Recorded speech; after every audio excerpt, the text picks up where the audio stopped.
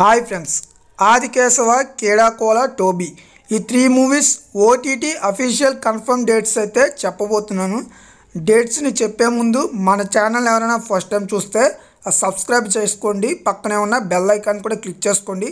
అలాగే Telegram channel link డిస్క్రిప్షన్లో కామెంట్లో పిన్ చేసి పెడతాను, జాయిన్ అయితే అవ్వండి. పంజాబ్ వైష్ణవ్ తేజ్, శ్రీలీల జంటగా నటించిన ఆదికేశవ మూవీ ఓటీటీ రైట్స్ని నెట్ఫ్లిక్స్ అయితే తీసుకుంది. డిసెంబర్ 22న తెలుగు, తమిళ్, కన్నడ, మలయాళం ఈ 4 లాంగ్వేజెస్లో అయితే స్ట్రీమింగ్ కానుంది.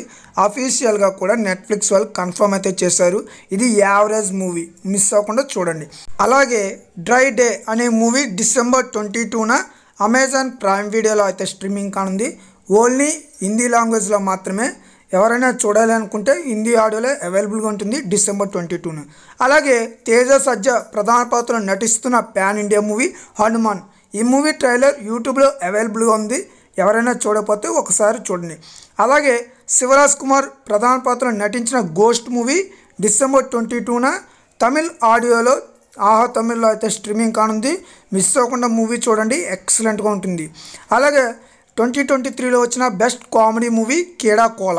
ఈ మూవీ డిసెంబర్ 29న ఆహాలో అయితే స్ట్రీమింగ్ కానుంది. ఆహా గోల్డ్ ఉన్న వాళ్ళకి డిసెంబర్ 28 నుంచే స్ట్రీమింగ్ అయితే అవుతుంది.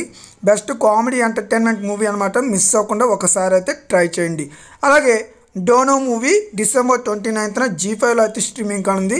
హిందీ ఆడియోలో అవైలబుల్గా అయితే ఉంటుంది.